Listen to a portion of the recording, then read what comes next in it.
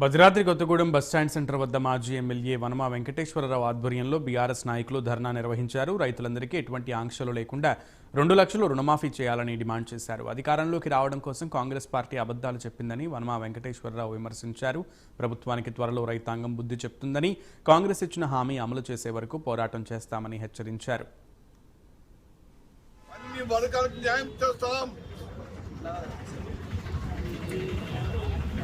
రైతులకు ముఖ్యంగా రైతులకి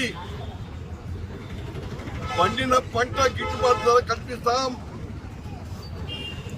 రైతులు మొత్తం పూర్తిగా రుణమాఫీ చేస్తాం.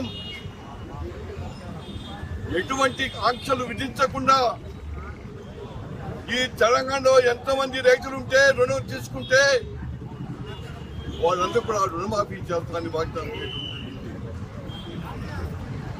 అన్ని రకాలుగా ఒక రైతులే కాదు, కార్మికులు కానీ, ప్రజానీకం కానీ,